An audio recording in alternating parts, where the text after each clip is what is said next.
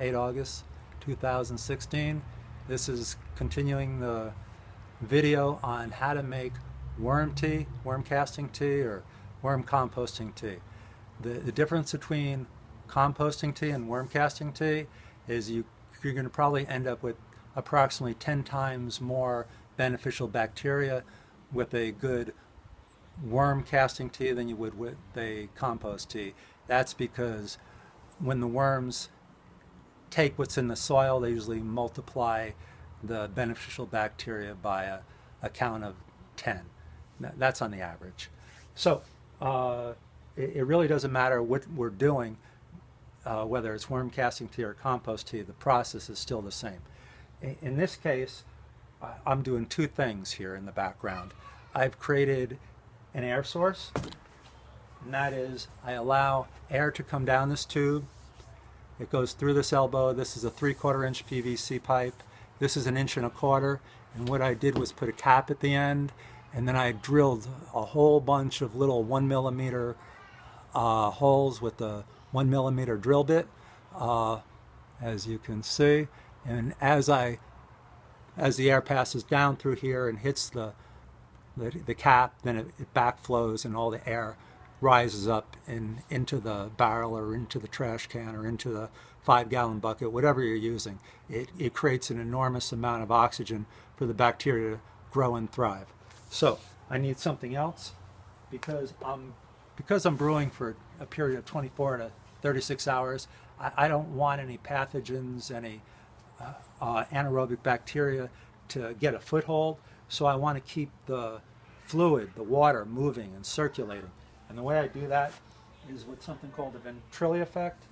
And that is, I have the water get sucked in through these two inlets.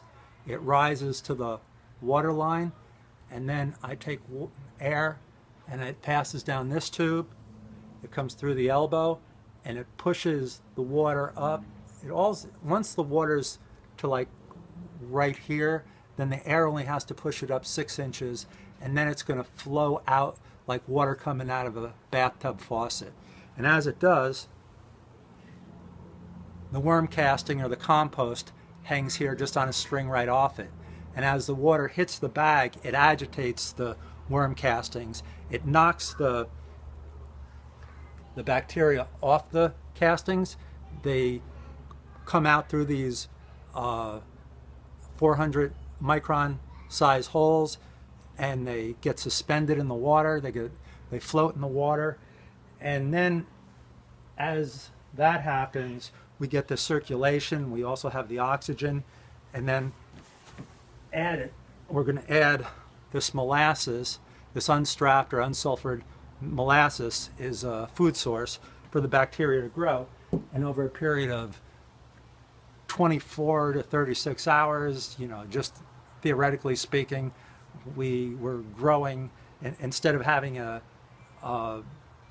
bacteria count of 1 billion in an extract, now we've got a bacteria count of 288 trillion. So I'm going to do this real quick. I'm going to put this in here, submerge it. The water level's right up to here. I'm going to take this Venturi effect, water cycle contraption.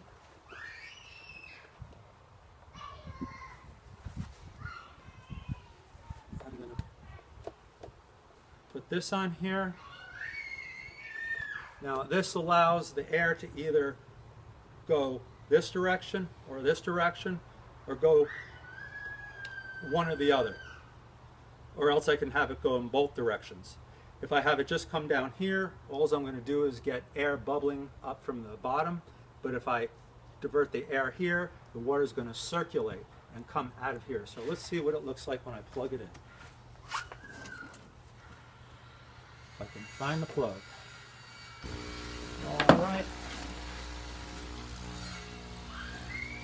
My output, my input. I've got the Venturi effect working. Let's see if, yeah, I guess you can see that, huh? And from here, These would just stay suspended. The water would hit it, it would agitate it, it would knock the bacteria off, they would come through these holes, it would get suspended in the fluid, and at a later point, I might just add oxygen. I don't know if you can see that, but I'm going to move you over there, and you can see it all bubbling. Or else I can divert it and have them do them both at the same time.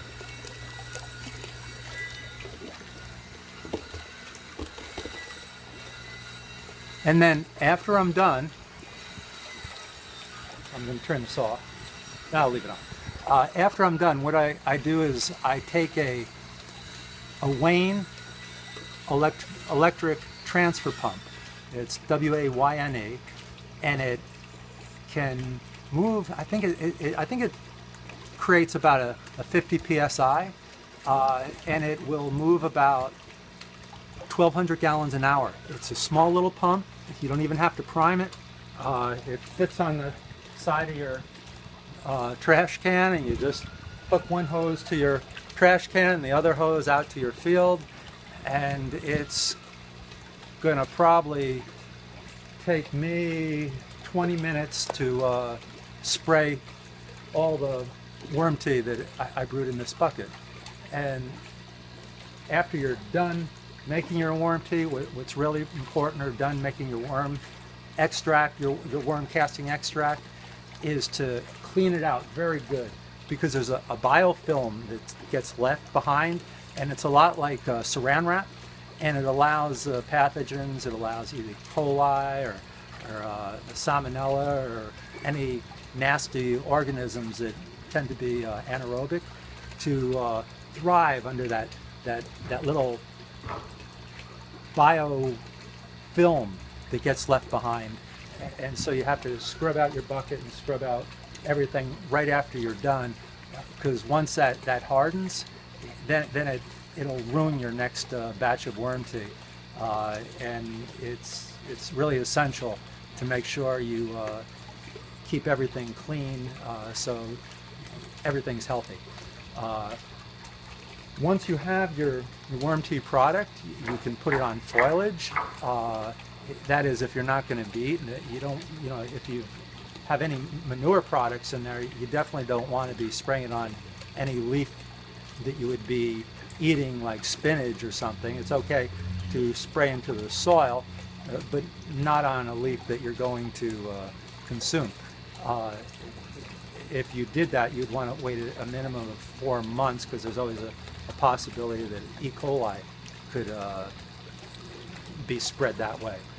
That's why when I do our worm tea, we just do it with organic material. We do it with the soil that we grow, and we grow the soil by using 3 different materials. We use wood chips, we use barley from the breweries, the spent grain from the breweries, and we use coffee grounds from Starbucks.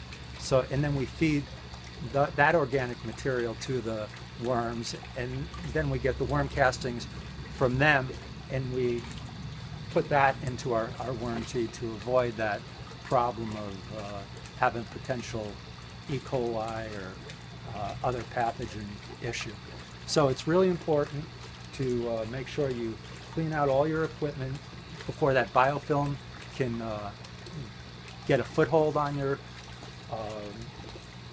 barrel or whatever you're using, and allow pathogens to grow. So that's basically all there is. You want to make sure that you have a warm temperature. 70 degrees out, this is a perfect temperature for the bacteria to grow. The warmer it is, usually the shorter the brewer time. The cooler it is, the longer the brewer time. I guess that's all I have to share at the moment. If you have any questions, you want to know more, please email me or leave a message below the video, and I'll be more than happy to answer any questions to the best of my ability, because I want to make sure your curiosity is satisfied. This is Kevin, wishing you well. Have a great day.